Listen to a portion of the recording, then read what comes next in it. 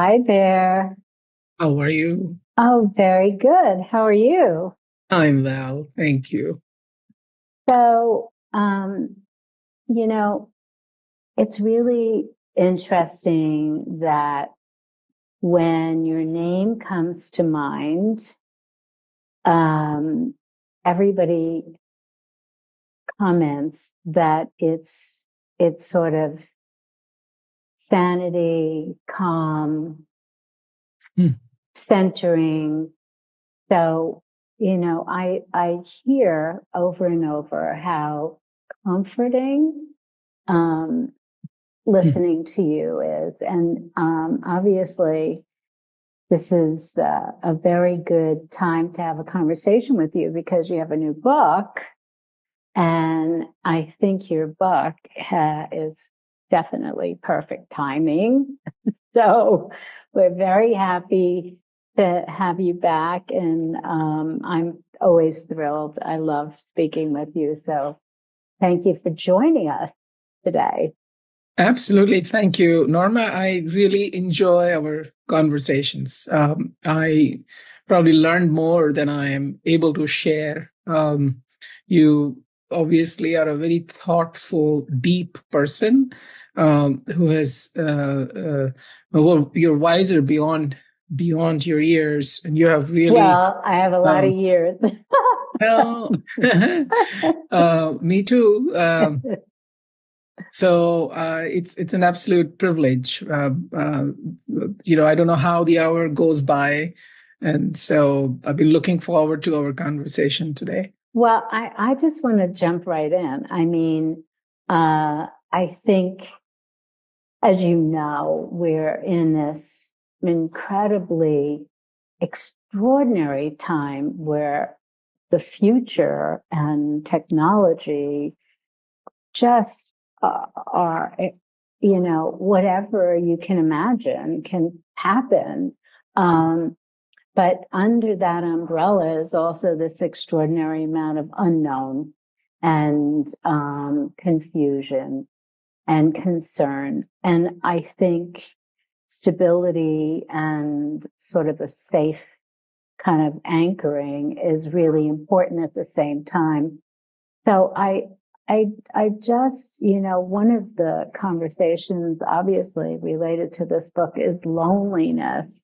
And I think that that would be a great start for this and just take it away and share with us what you've been thinking about and writing about. Absolutely, yeah. I've been looking at the increasing discussion around loneliness and what a lot of brilliant people are developing solutions. And I've reviewed the literature of the effectiveness of those solutions. So based on all that, I thought that it'll be helpful to share my thoughts, which are slightly different from what the conventional thinking is. So there's three connections that define our life. One is connection with yourself. Second is connection with others. And third is connection with your purpose. And life sort of plays between these three. We keep on circulating in these three connections. And a good life is when you have all three connections healthy and they are well integrated. A lonely life, or someone who does not feel like they are content or happy, is when all three are broken. Now, the challenge in the world today is the high prevalence of mental health issues, the extremely high busyness that our minds have right now. An average person has 150 undone tasks. So when I looked at my own life and I tried to connect with others, I failed. I would give myself a D. And authentic connection, deep, meaningful Yeah. connection. And so I realized that before I start connecting with others, it's very important for me to connect with myself. And my role model of that connection with myself is my golden doodle. Uh, and my goal is to be as emotionally intelligent and happy as him. He's simple, he's sociable, and he loves himself, and he is so easy to forgive. He just forgives. He's so accepting. Um, he's so flexible. And so having that healthy connection with yourself, and interestingly, going into the research part of it, when you increase people's connection with others, they actually become lonelier. That's what research shows. The more the number of meetings, the lonelier you are. While if you lack self-compassion, self-acceptance, self-worth, you're much more likely to be lonely. And improving self-worth is a more effective way of addressing loneliness than connecting with others. So that's how I thought that actually loneliness is inner more than outer, which I did not think was getting enough attention. And so that's why I focus on that aspect.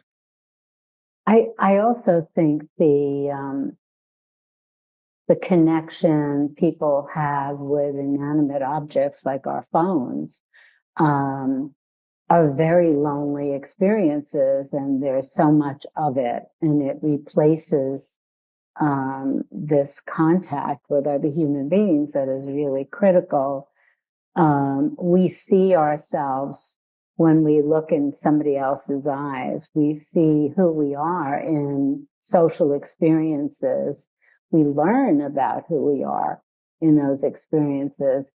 But it's very hard to learn through an object because there's this wall between you and the other person. And I don't know what the solution is for that and how you see that. I mean, what are your thoughts about how we can deal with that? Because this device also gives us the great ability to communicate globally with whoever we want at any time. So how do you suggest we look at this device, loneliness, and relationships? Yeah, I've given some thought to it.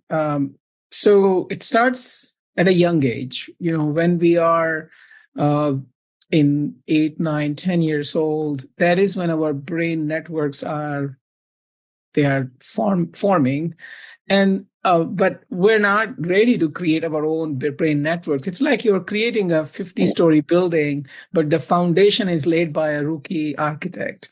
So remember when you were 10, 11, 12, how mature you were to lay down life scripts. And 2 out of 3 amongst us have experienced adverse childhood events, and almost everybody has had some shadows we carry. Now, what happens is when we become teenagers, we with that inefficient brain network, we are faced with social media. And the main problem in social media, one is, of course, it eats away time, is it introduces toxic comparisons, hurtful comparisons. So there are people who've got high social comparison orientation, SCO. And these are the people who were not or did not perceive kindness as a child. And I was raised by very kind parents. So did my wife. I was talking to her today. But we both carry shadows from childhood. So I don't know if anyone doesn't carry, scars from childhood. So the problem with social media is that it introduces hurtful comparisons. Now, if you're using social media just to connect, to learn, to be inspired, it is very helpful. If you're using social media to engender envy, to develop competition, to waste your time, that's going to be hurtful. So I think it is very important for parents and children to learn about healthy comparisons. That's where it gets to that's the main issue. And that's why, I talk about in the self-worth, my main focus is comparisons. How do we convert? Because we're going to compare. We have been comparing since the origin of our species. I mean, if your tribe was attacking another tribe, you have to compare to see mutual strength. Without comparison, you won't survive. But I think if we can convert, first of all, very intense comparisons, we make them milder. Instead of competition focused comparisons, we focus more on information and learning. And Yeah. instead of comparisons, lowering our self-worth, we focus on getting inspired by comparisons. So that is the skill we need to learn. I heard, and we might have discussed this before, but in China, TikTok is a platform that is very different from what it is here. In China, they highlight achievements of young people or people who do something really special, whether it's winning a spelling bee or building something or achieving a goal, something that took studying or learning or a real focus of attention. And they really ban all of the dancing games and everything else we do here. And they make it a place where obviously people are going to want to emulate what they see. And the inspiration of a platform like that is really extraordinary because it's an incredible way to highlight goals and achievements. And so to aspire to that is really amazing. And rather than aspiring to having the best clothes or the most beautiful skin or no wrinkles or whatever the crazy, whatever it is that makes people competitive. And I really think that that's such a great use of social media. But of course, we don't have a government like that can tell us what we should do. And we don't want that. We want to be able to make choices. But I think, we've kind of gone to the lowest level, the lowest common denominator of dreams and aspirations.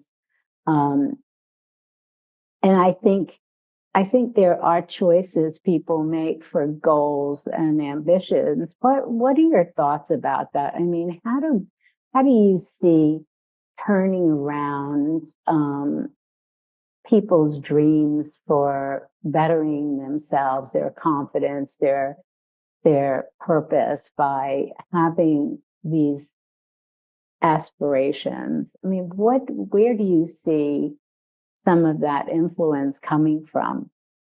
So it has been a secular trend over the last 50 years, where college students, for example, have shifted from intrinsic goals, which is contentment from service, which is contentment or satisfaction from compassionate actions or altruistic work, to extrinsic goals. So this has been for the last 50 years. It has been fueled by technology.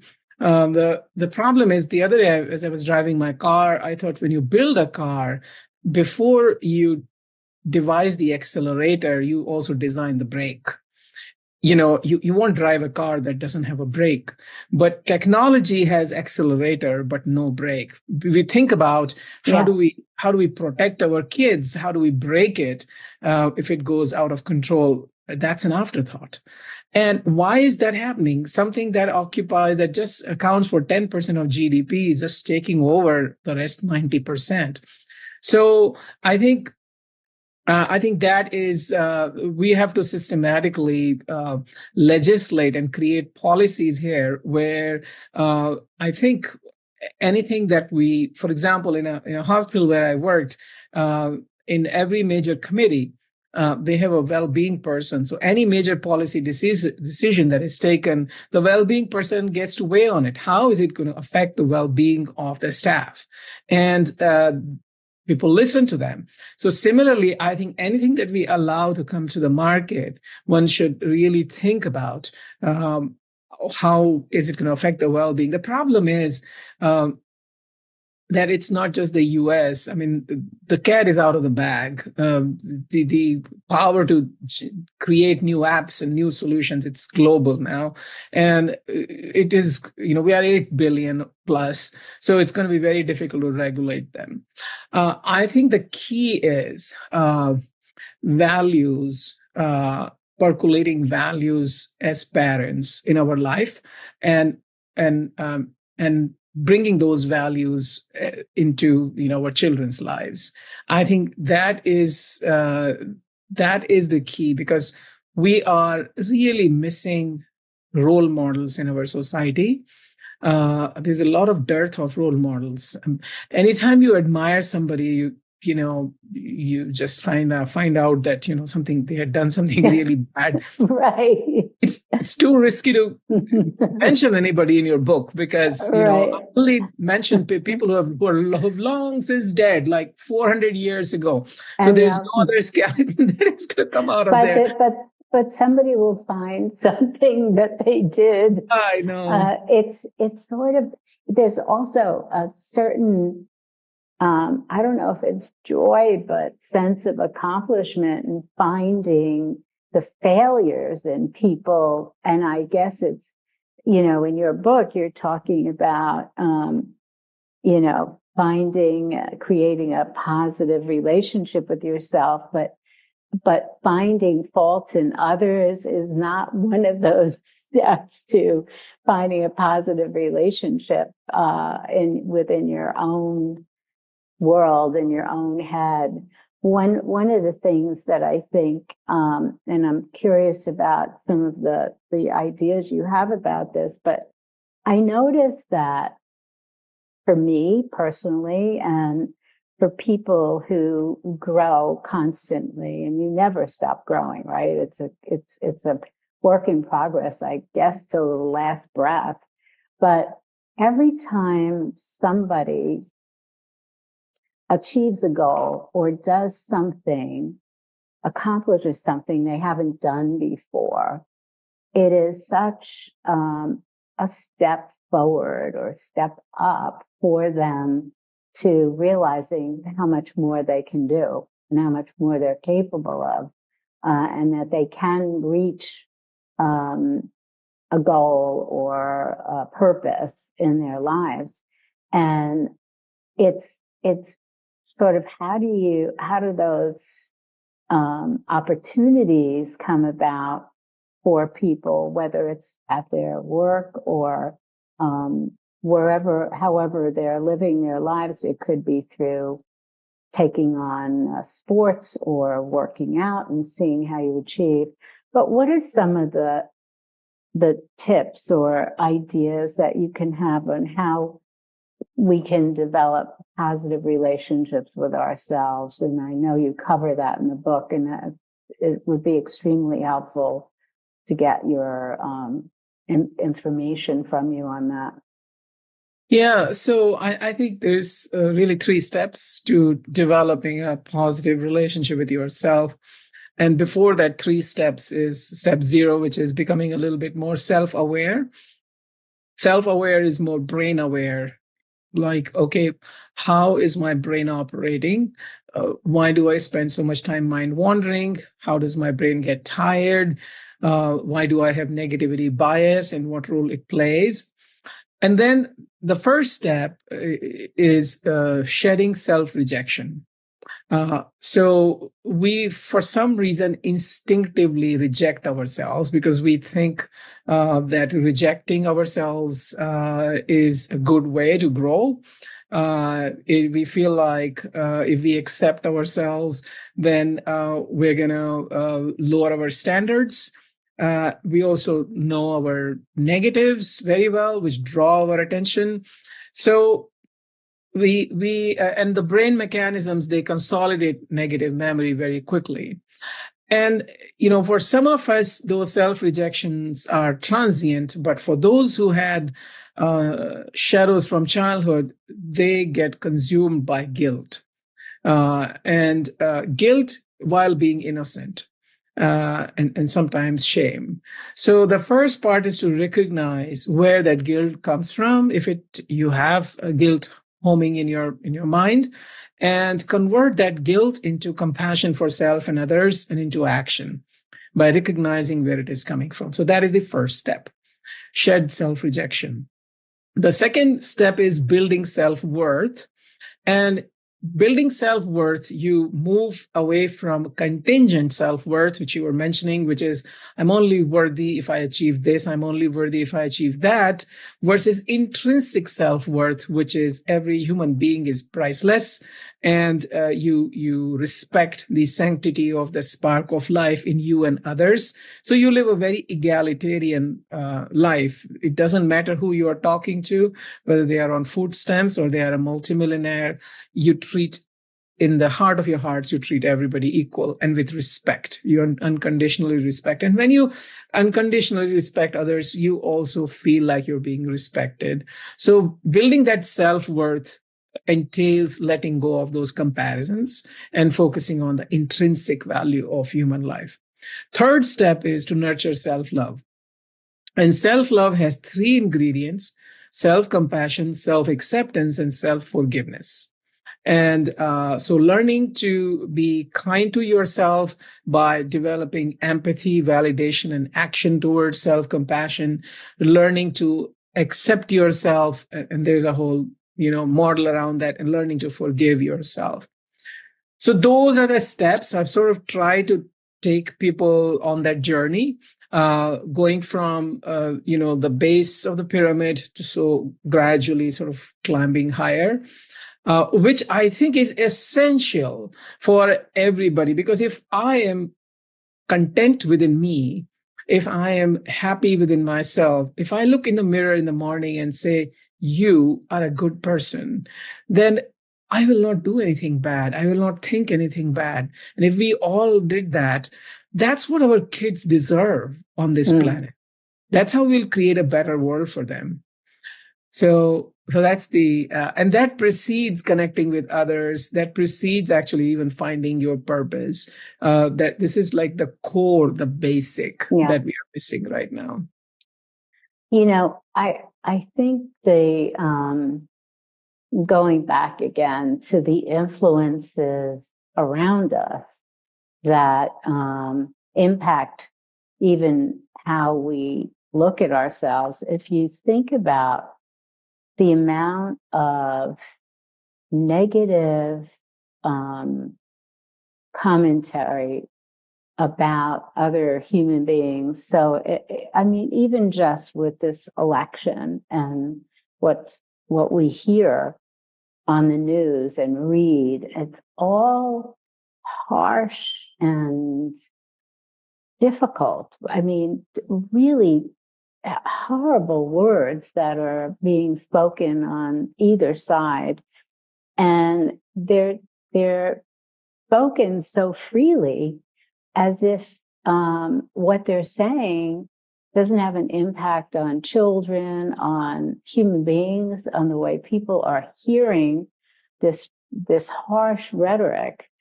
And I think it gets to the point where it starts to create fear and anger and behavior that's responsive to this kind of rhetoric.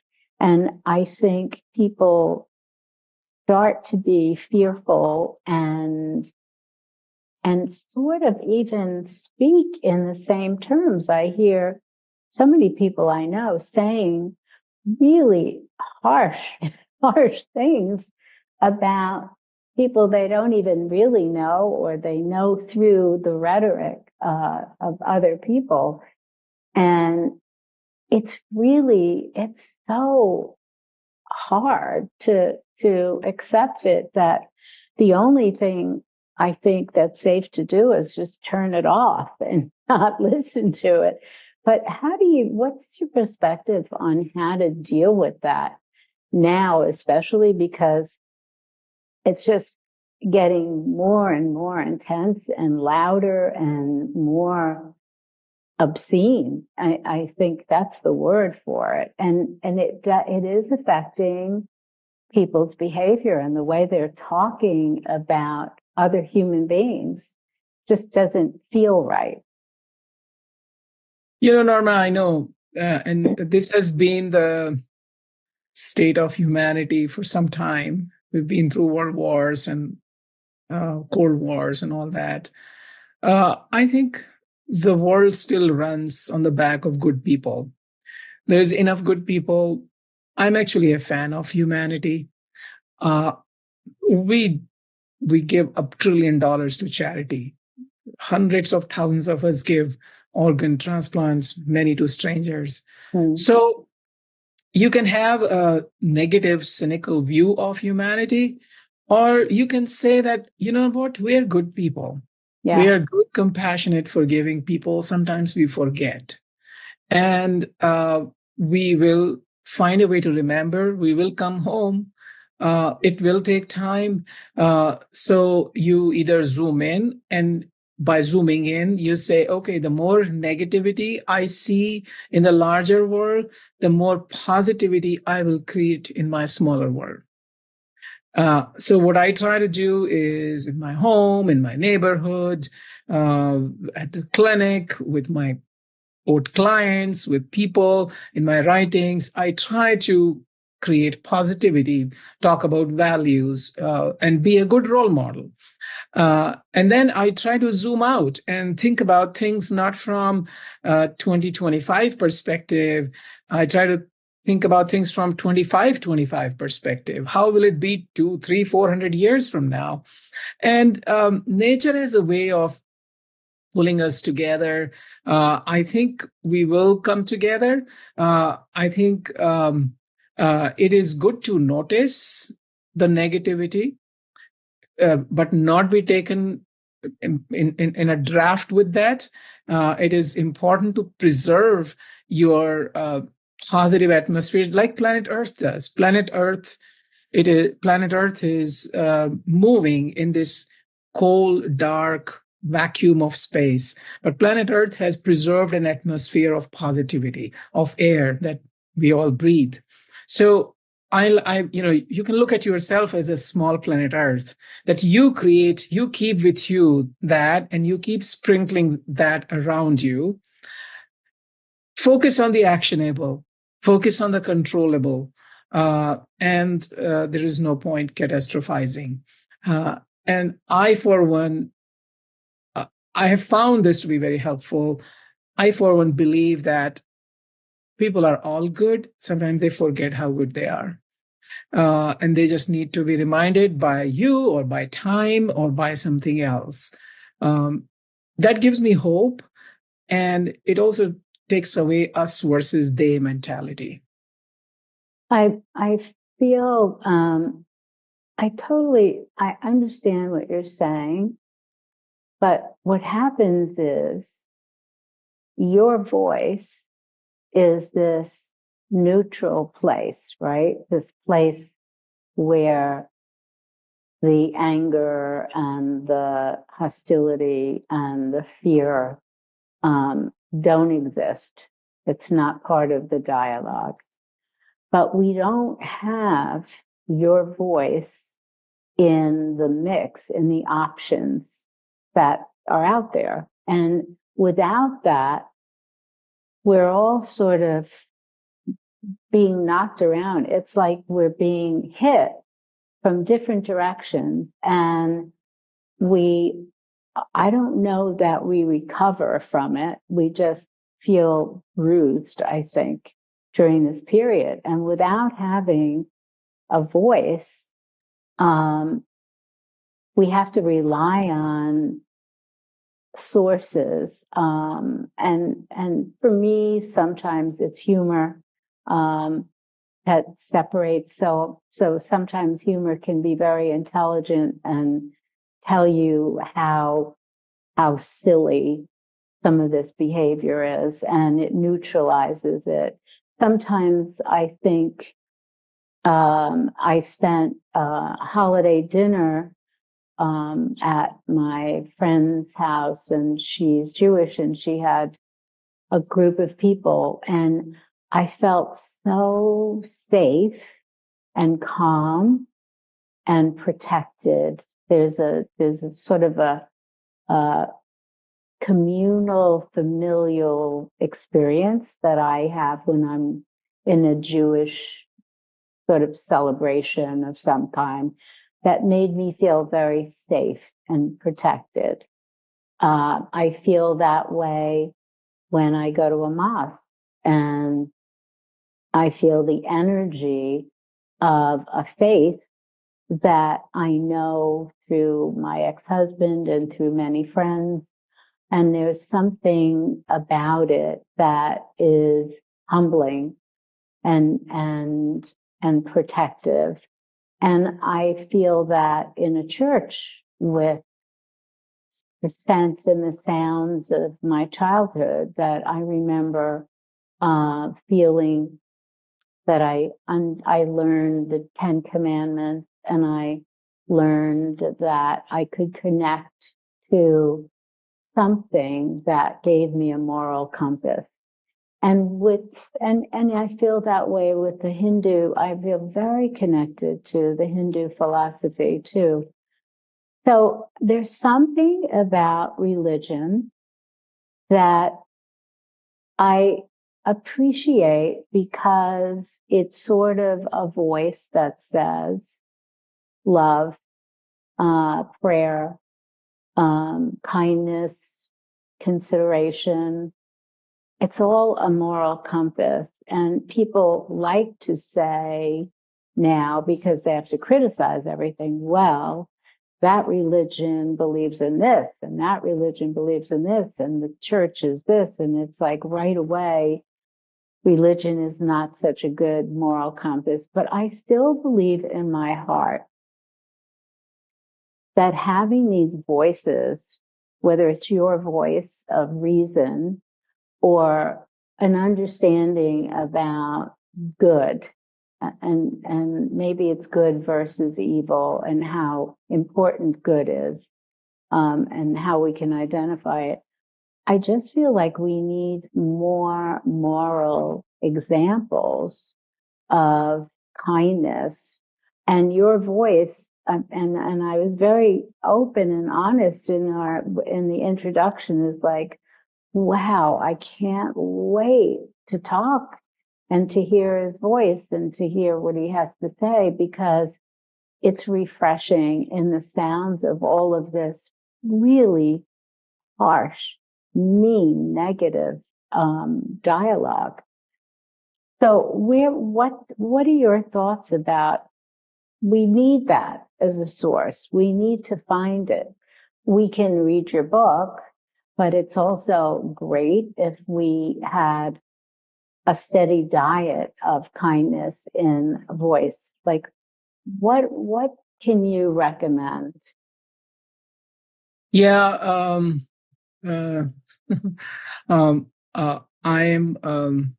I've been very careful personally to not be in people's faces, so that it never is perceived like I'm just trying to, sell something, or I want to be relevant 500 years from now.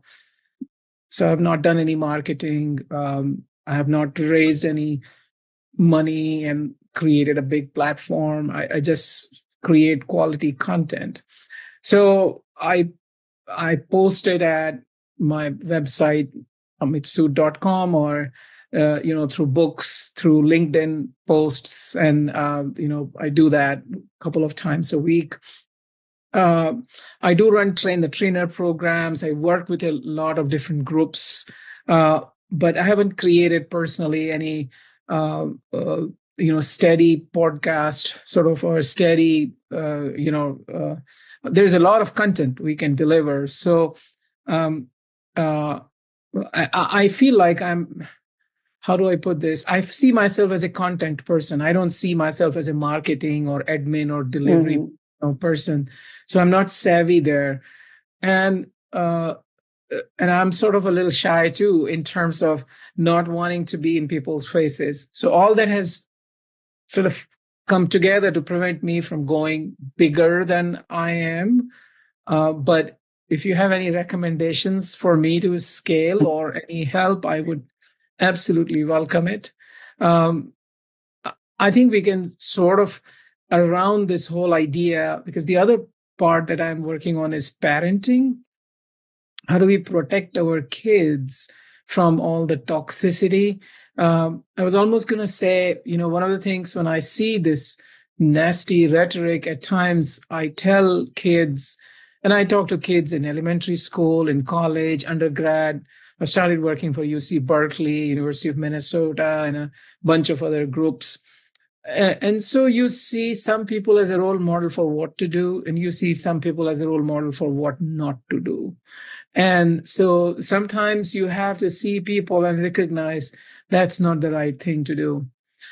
There are groups that are trying to percolate these values, but unfortunately, in our culture right now, forgiveness doesn't sell.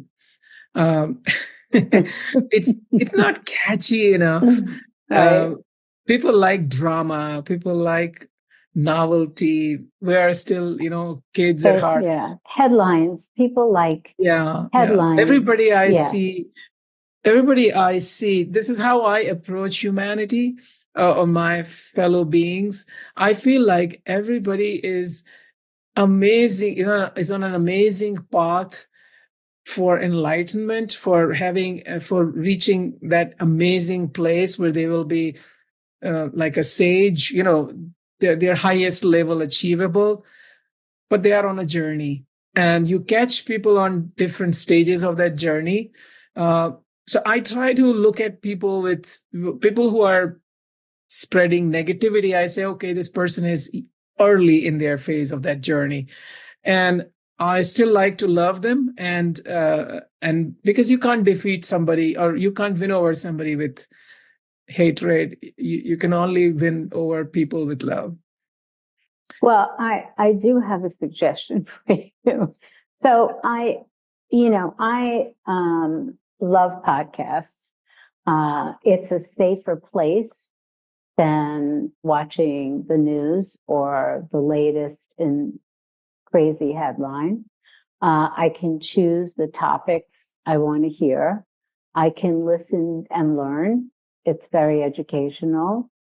And I believe if you had a podcast and you talked about the things you write about and the things you've been talking about for years, I think it would be very helpful for people who may not feel connected to, say, a religion or a group or a comfort, a place of comfort. Or in addition to that, I think that common sense, um, sanity, this common sense approach to behavior.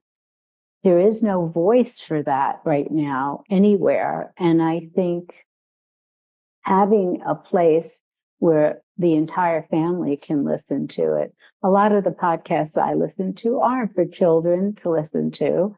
They're not for everybody. They're very specific for things that I'm interested in. But I think from many perspectives, and you could be listed under health and well-being, you could be listed under spiritual and enlightenment, and you can be listed under a number of things. But I do think it would be very refreshing if somebody is just going through a period where they need to listen to something. Or another reason I think you should have a podcast is there's a lot of people have difficulty going to sleep, right? It's a Mhm. real problem. And there are lots of hacks on things that you can do to go to sleep. And one that's becoming more talked about is to listen to podcasts, but especially listen to podcasts with people who have a calming voice. And if you had a podcast and I wanted to go to sleep, I would put in the earplugs, and I would listen to you, and I would be able to go to sleep with the sound of your voice and what you're saying as the last bit of information instead of some horrible headline about saying something terrible about someone or terrible behavior, like these talks about these parties where horrible things happen to kids, and it's just too much. It's just too much. But if you can have something that helps end your day on positive energy, positive thoughts, and you have that as your memory, and then you wake up with that last thought, the last dream, the dreams you have, everything that's around that.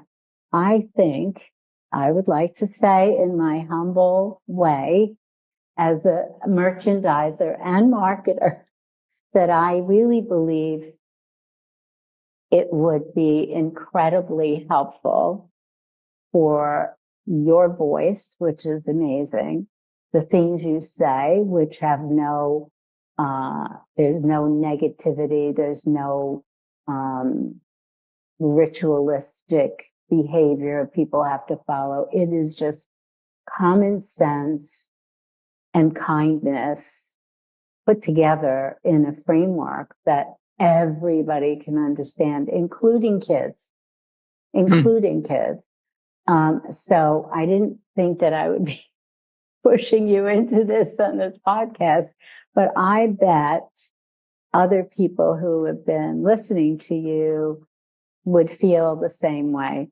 I think it would be such an asset. I know for me, I would love to listen to what you say when I go to bed, when I finish all of my things and my rituals for creating an environment, having beautiful scent, a comfortable bed, a dark room, and then the sound of wisdom and experience and ways to look at behavior for kindness would be incredibly helpful. Thank you. You just inspired me. First of all, very grateful that you think I'm worthy of that. And you just inspired me to look into this more and try to create, at this phase, my focus is to create content that is timeless, that can help people for a long time. And so I will explore that possibility of. I was actually thinking about converting this book, into some sort of a series of contents. So I think this may be a good way to approach it. And then there could be some where you answer people's questions too, because that's helpful as well. I know in this book, you talk about converting hurtful into helpful comparisons and tips like that. Give us an example of what that means. Oh, sure.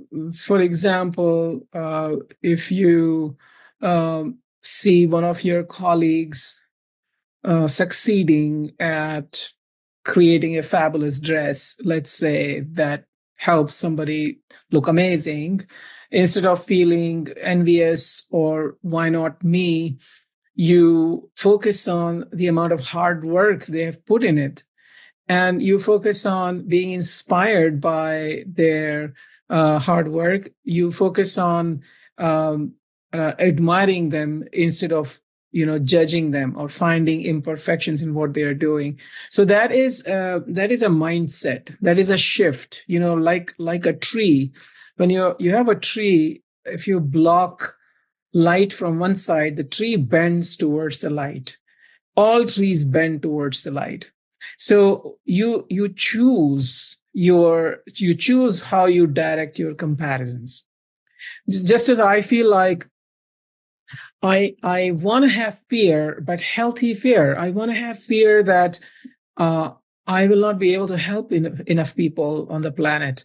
I want to be greedy. I want to be greedy about being a source of comfort to as many as I can, to your point about podcast. So I can't get rid of greed, but I don't want to, I want the right kind of greed. I want the right kind of fear. I want the right kind of comparison. So your comparison orientation changes from competing to learning, from feeling unworthy or gauging yourself, where am I compared to this person, to being inspired. Uh, so that's how you convert unhealthy into healthy comparisons. I think one of the things that is is really a very satisfying feeling is if you can help someone with anything, opening a door for them, or help them achieve a goal, or help give information, or help people who've just had their homes flooded, or doing things for people is so cleansing is the word. I don't know what it is, but you feel like you just feel so good. And it doesn't take anything away, right? It's not one of those competitive things. It's not, they that you expect them to do something, or you expected, you're not expected to. But that experience and sharing what that is more, because I know growing up, that was the norm. Everybody did it all the time. You just did it because that's what you're supposed to do. Now, because we get behind these devices and we start to become divisive, that freedom to give to total strangers or to anybody is a little bit more suspect. Where people are, I don't know, they may not be good people because I've heard things about them, or assumptions that have nothing to do with reality. But the idea of just giving to anybody, whether you agree with them or not, and even maybe more so if you don't agree with them, doing something to just break that wall is just, I think, one of the steps towards stopping that prejudice that starts to build when you get overwhelmed with this negative information. How did how do you how do you see communicating that? Or I think it's something you see and you copy, or I don't know, but it just feels like that should be communicated more, that this is the way to be. It's not extraordinary. It should be ordinary to do that. Yeah, science is a very good way to communicate that because science conclusively shows that altruism enhances longevity, altruism improves, decreases inflammatory gene expression, improves cardiovascular health, might decrease risk of cancer, of course, increases happiness, particularly eudaimonic well being. So science is a great way to communicate that. And I think that is eventually how we will come around when we will recognize that when, people are obsessed with improving, increasing longevity right now. You probably, I'm sure, heard there's a lot of people when they've got, too much money and they just want to be, living forever, and they're looking at this chemical, that chemical, and getting this injected, that injected. While I feel basically, if you take care of the world takes care of you. If you are at a party where you are the one, you are the DJ or you are the host, you don't leave that party. And so if you are on planet Earth where you are really helping others, then that is perhaps the most powerful way to enhance, longevity. One thing this is my own completely personal belief. This goes beyond science and more in the spiritual realm. And I'm sure you probably heard about it that, the other day I was thinking which treasury or which bank, you make a deposit, it can never be taken away from you. And that is the bank of your good deeds, right? Some people say the treasury of the divine. So when you do good deeds here, a deposit happens there, and that is what you get to keep. Um, I also feel like you as a person can bring good energy to your family. This is something I was talking about just recently. I've seen so many families where there's one saintly person and they just invite such good energy around them. So I think that inspires me to be a person like that, who can bring that positive energy to their world, little larger world. And I think we're all called to do that. That's what the kids on the planet deserve. Um, because I think if universe has invested so much resources in planet Earth, and they'll say that, oh, we just breeded, selfish people who are just bitchy and upset and going after each other's hide. Let's restart like we did with the dinosaurs. But I think if we build into and that, I think that's where the evolution is going. If we build into kind, compassionate, generous, forgiving people, then maybe the investment of the universe on this planet is worthwhile. So Yeah. I see it a little bit bigger than that, and this is beyond science. I see this our being a good human being is, I think, essential for planet Earth to continue to sustain us. Yeah. And then the examples for children, um, are stronger than any word or any, conversation. It's just seeing this in action has such an impact on kids. I know, I'm very fortunate to have a partner who's my husband, who is an extraordinary human being.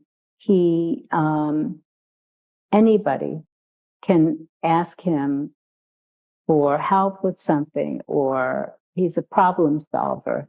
That's what he does. And it doesn't matter what time they call him, where he is, what time zone he's in. He picks up the call on the first ring, and he will do whatever he can to help solve the problem or find somebody to help solve the problem. And I know him now 15 years, and I have never heard anything but wonderful things about him. And I think about the fact that he has this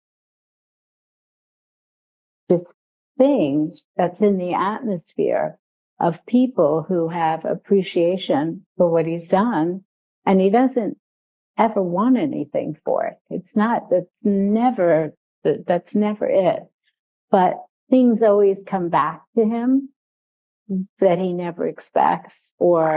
But what really does come back is how much love people have for him. And that is such an example of what a good life is, right? Mhm. It is just so amazing to see.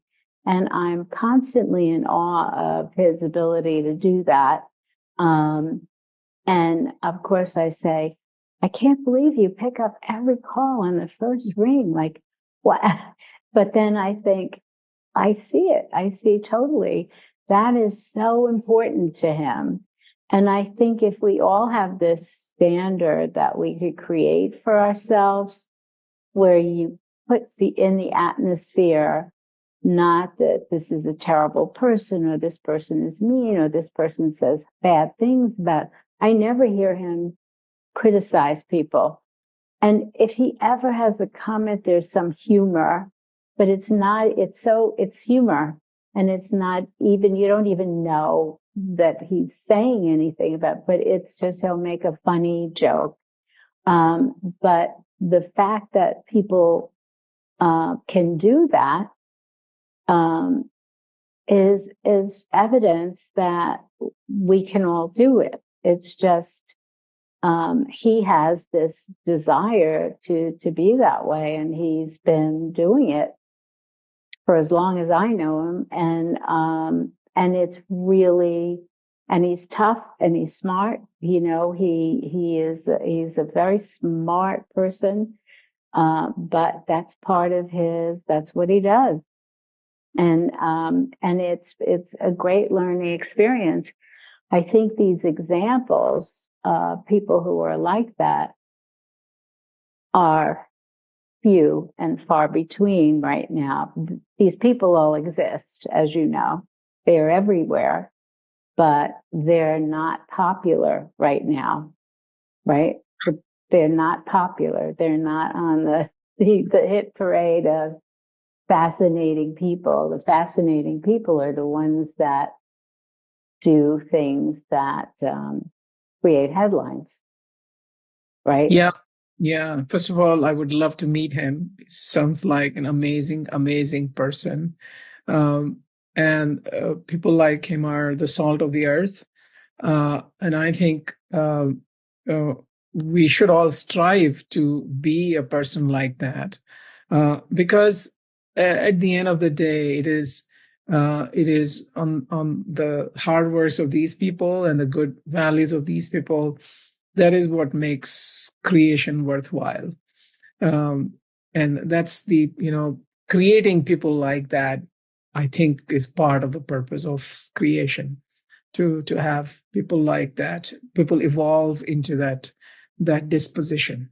So Yeah. very But lucky to have him yeah, in your life. Make sure yeah. he eats well and works out and I do. good care of his physical body. I Um, do. I do. Now, sometimes he doesn't like that I do so much, but yeah. I take the ice cream away. I do those things to find pleasure some other way, not the ice cream. But I think, you were talking about family and the impact of family and how important that is. What what what about the family do you think creates the most stability in a child's life? If you were to think about what that is, because we each come away from our childhoods with something. And I think it builds character, whatever that thing is we complain about. But what are the things that you can think about for stability in the family? Yeah, I think if I had to put one word, it's an egalitarian environment. It's equal environment in the family where everybody has a say and an equal say, and that environment is anchored in respect and trust for each other, of course, gratitude for each other and compassion for each other, easy forgiveness for each other. I think it starts from there. Believe that my family members, you, like we are talking right now, they have chosen to be in my life. They're not there randomly.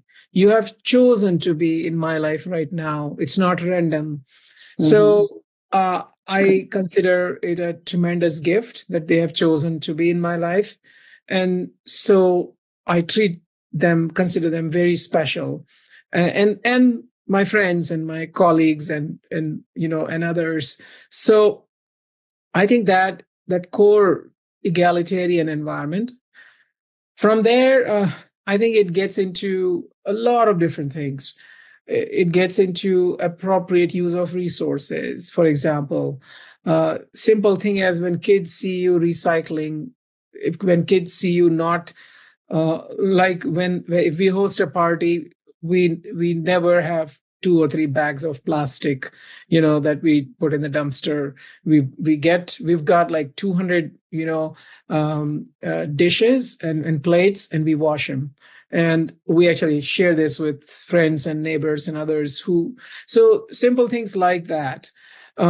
Things like if my daughters come and if they are like, oh, daddy, I can't find my phone, or I can't find my pencil or pen. Oh, let's find it together, instead of, hey, you're careless, you're not keeping the things. No, oh, let's find it together. In my home, the rule is nobody searches alone. If I see my daughter searching for something, I drop everything and I join them in the search, and they do the same. Simple things like when I hear the garage door open and my wife come, I try to meet her in the garage, instead of being busy in my own little universe. So uh, so so giving people attention that they deserve, being a good role model, being fully engaged with your family, so you're responsive to them, and you also demand. It's not like, okay, I'll just be indulgent and I'll just provide, but not expect hard work. We expect hard work. We expect good intentions. We don't expect outcomes. So I have almost never said, hey, you didn't succeed in this, or you didn't win this. Did you give your best? And did you have good intentions? If that is true, you're fine. Uh, so I think that thoughtful way of raising your kids. I'm working on a thesis around. We have implemented about 25, 30 different specific practices, and to raise our kids, very, very specific ideas, how to nurture their attention, how to nurture their mindset, how to make sure that they are respecting, because their grandparents, my parents live with us. So I'll work on, it'll take a year or two for it to come out. I'm working I on. love that. I love that. I think that that's so valuable. And again, an incredible podcast series, which I hope you think about, because I think we all need a sane, calming voice to put us to bed each night. And I thank you very much, so much, for spending time again. And we look forward to speaking soon, I hope. And we also look forward to your consideration of a podcast, because we all need a voice, another voice, instead of the madness that exists right now. Thank you so much. Thank you, Norma. You've inspired me to explore that. I'll start to explore that. Good. Yeah. I'm excited about it. Take care. Have a lovely day. Take care. Bye-bye. Bye-bye.